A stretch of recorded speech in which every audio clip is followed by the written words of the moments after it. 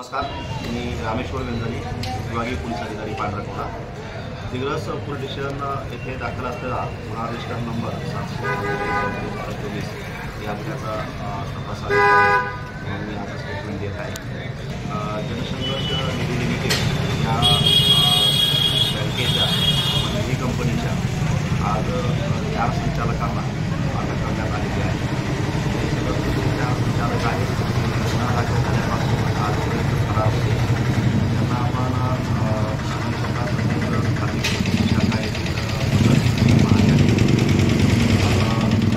तपास लोणावळा परिसरात जाऊन लोणावळा येथून ताब्यात त्यांना आलेली गुन्ह्यामध्ये अटक करण्यात आलेली आहे. आज त्यांना पोलीस विद्यमान न्यायालयामध्ये हजर करण्यात येणार आहे.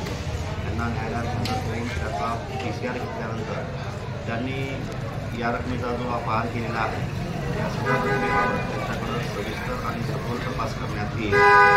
त्याचप्रमाणे या पैशाच्या माध्यमातून त्यांनी विद्रस्त कुठल्याही मालमत्ता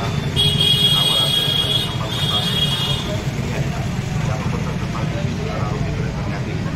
त्याचप्रमाणे ठेवीदारांच्या पैशाच्या ज्या संचालक मंडळांच्या ज्या मालमत्ता आहेत त्या मालमत्ता करून त्या करण्याबाबत प्रस्ताव आहे तो शासनाकडं या आरोपीचा PCR संपल्यानंतर पुढील 15 दिवसामध्ये हा पोलीस विभागामार्फत सादर करण्यात येईल.